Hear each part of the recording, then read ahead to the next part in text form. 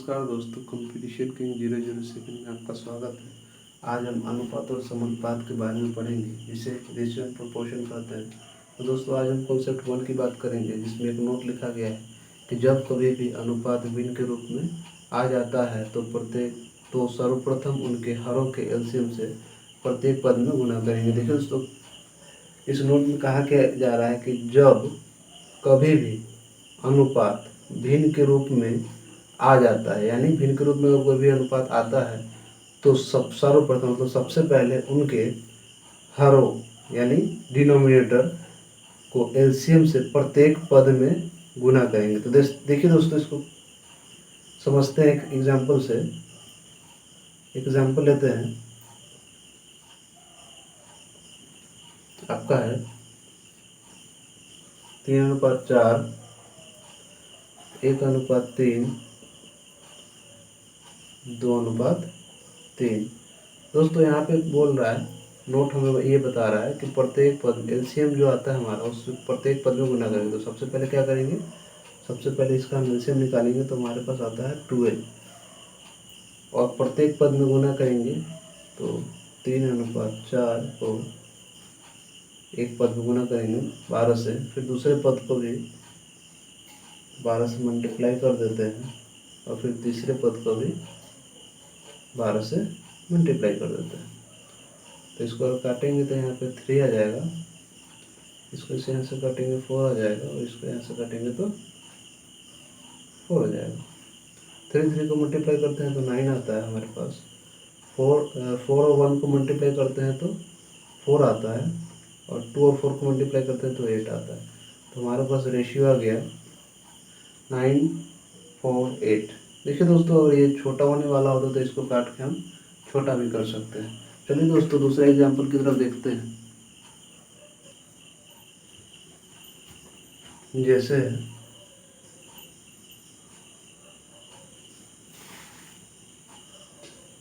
Example 2 है आपका दोस्तों, यहाँ पे है 1:3, 1:4, 1:5।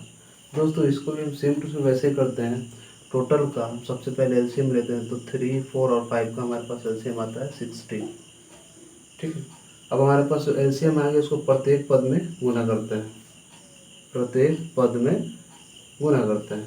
तो हमारे पास पहला पद क्या है, पहला पद है 1/3, और एलसीएम कितना है 60, तो हम इससे मल्टीप्लाई कर देंगे। दूसरा पद क्या है हमारे पास 1/4 है, यानी 1/4, और एलसीएम कितना है 60, मल्टीप्लाई कर देंगे। फिर तीसरा पद क्या है 1/5, और हमारा एलसीएम कितना है 60, तो मल्टीप्लाई कर देंगे। और 3 और 60 को अगर हम काटते हैं तो हमारे पास आता है 20। 4 और 60 को काटते हैं तो हमारे पास आता है 15, और 5 और 60 को काटते हैं तो हमारे पास आता है 12। 20 और 1 को मल्टीप्लाई करते हैं तो हमारे पास आता है 20, फिर 15 और 1 को मल्टीप्लाई करते हैं तो हमारे पास आता है 15, और फिर 1 और 12 को मल्टीप्लाई करते हैं तो हमारे पास आता है 12। तो देखिए दोस्तों, हमारे पास आपका ये आंसर आ चुका है। अगर ये छोटा होने वाला होता तो इसको हम फिर से काट सकते थे, लेकिन ये छोटा होने वाला नहीं है। ठीक है, तो दोस्तों हमने कॉन्सेप्ट 1 में सीखा, फिर से एक बार रिपीट कर लेते हैं।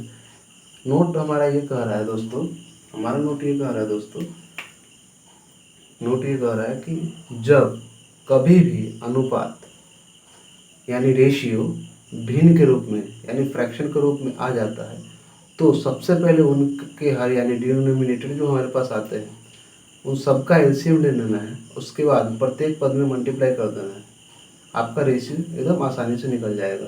चलिए दोस्तों, अब हम अगले कॉन्सेप्ट के बारे में बढ़ते हैं। तो चलिए दोस्तों, कॉन्सेप्ट 2 का बात करते हैं। कॉन्सेप्ट 2 में नोट दिया गया है, नोट को पढ़ते हैं। नोट में बताया गया है कि जब कभी भी 2 या 2 से अधिक राशियां आपस में बराबर हो के रूप में दिया रहे, उनके गुणांक को व्युत्क्रम के रूप में लिख लेंगे। क्या कह रहा है दोस्तों कि जब 2 या 2 से अधिक राशियां आपस में बराबर हो, ठीक है, और उनके बराबर हो तो उनके गुणांक को हम किस तरह लिखेंगे, उनके गुणांक को हम व्युत्क्रम में लिख देंगे। देखिए दोस्तों कैसे करते हैं। एग्जाम्पल आपका फर्स्ट ले लेते हैं। हमारे पास क्वेश्चन 1 है 2a बराबर 3b बराबर 4c हो तो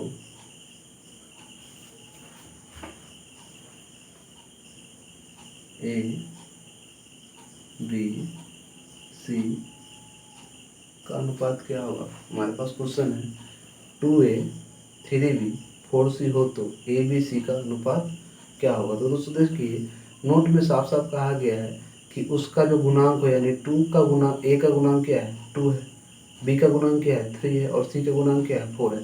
तो इसके जो गुणांक होंगे, इसके जो ये गुणांक होंगे उसको व्युत्क्रम कर मतलब उल्टा लिखते हैं। जैसे यहाँ 2 है तो 2 को उल्टा करते हैं तो 1/2 आता है हमारे पास। 3 को उल्टा करते हैं तो 3/2 आता है, सॉरी 1/3 आता है। और 4 को उल्टा करते हैं तो 1/4 आता है। तो ये ध्यान दीजिए। तो इसको हम व्युत्क्रम के रूप में लिखते हैं a b और c को हम व्युत्क्रम के रूप उसके गुणांक को यानी व्युत्क्रम के रूप में लिखते हैं। तो हमारे पास आता है 1/2 अनुपात 1/3 अनुपात 1/4। दोस्तों नोट 1 में हमने इस तरीके के प्रश्न को सॉल्व करने का एक कॉन्सेप्ट सीखा था कि जब भी कोई राशि भिन्न में रहे तो उसके हरों के एलसीएम से प्रत्येक पद में गुना कर देते हैं। तो यहाँ पे क्या करते हैं, हर जितना भी है यानी डिनोमिनेटर जितना भी है सबका हम एलसीएम ले लेते हैं। तो हमारे पास एलसीएम आ जाता है 12 और हमारे पास एलसीएम 12 आ जाता है। यहाँ देखिए दोस्तों, तो प्रत्येक पद में हम क्या करते हैं गुना कर देते हैं 12 से। 1/3 है, 12 से गुना करेंगे। 1/4 है, इसको भी हम 12 से गुना करेंगे। ये 6 आ जाएगा आपका, ये 4 आ जाएगा आपका, ये 3 आ जाएगा। तो आपका रेशियो आएगा 6 4 3। चलिए दोस्तों एक और क्वेश्चन लेते हैं इसी कॉन्सेप्ट पे। देखिए दोस्तों हमारे पास दूसरा क्वेश्चन आ चुका है। दूसरा क्वेश्चन भी कुछ इसी प्रकार से सॉल्व होगा, सेम इसी कॉन्सेप्ट पे। देखिए इस a का गुणांक क्या है, a का गुणांक है 1/2, b का गुणांक क्या है, b का गुणांक है 1/3 और c का गुणांक क्या है इसका 1/4। तो गुणांक को हम व्युत्क्रम में लिखते हैं यानी उल्टा करके लिखते हैं। तो a का गुणांक 1/2 है तो उल्टा करेंगे तो a b और c। तो a का गुणांक क्या हो जाएगा, a का गुणांक हो जाएगा 2, b का गुणांक क्या हो जाएगा 3, c का गुणांक क्या हो जाएगा 4। तो हमारे पास आपका ये आंसर आ चुका है।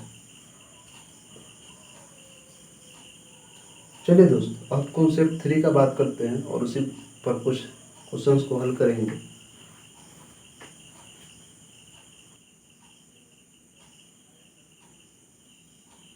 तो देखिए दोस्तों कॉन्सेप्ट 3 में नोट कुछ इस प्रकार से लिखा गया है कि जिस राशि में का अथवा से लगा रहे उसे हर मानेंगे, बाकी को अंश।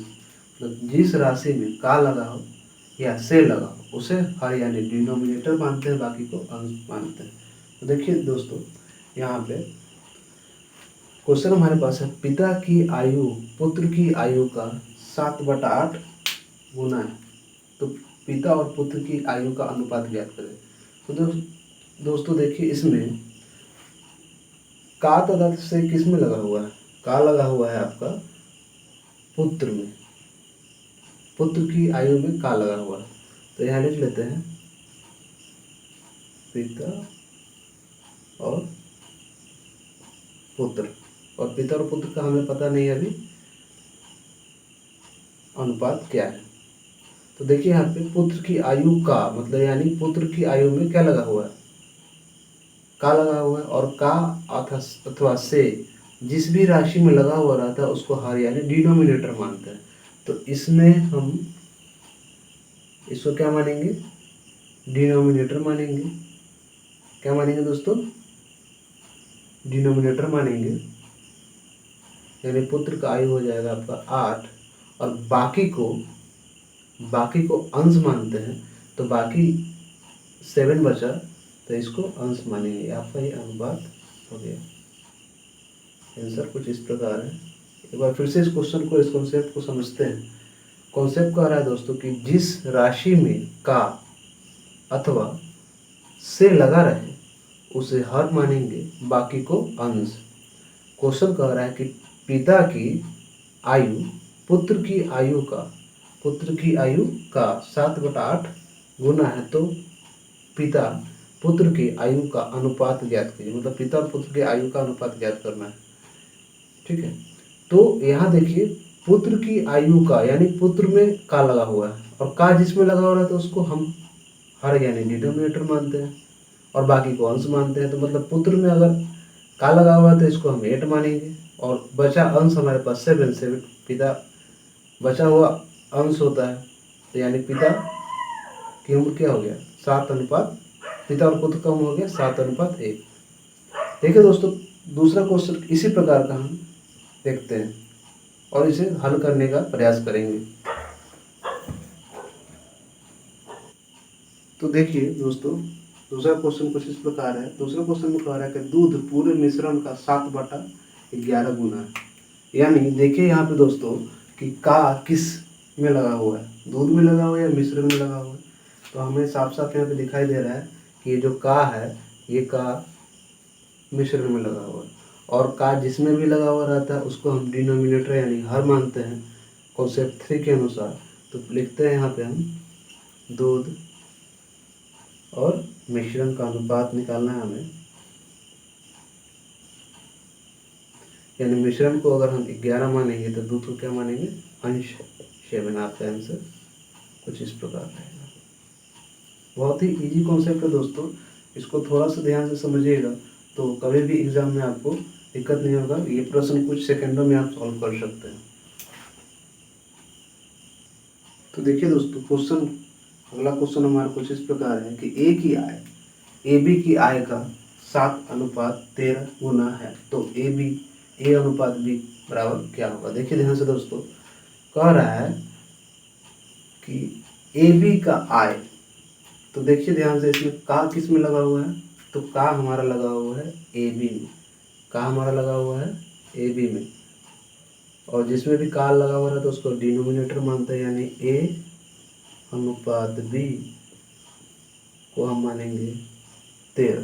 क्या मानेंगे, ए अनुपात बी को हम मानेंगे 13, और बाकी को अंश मानते हैं, बाकी को अंश।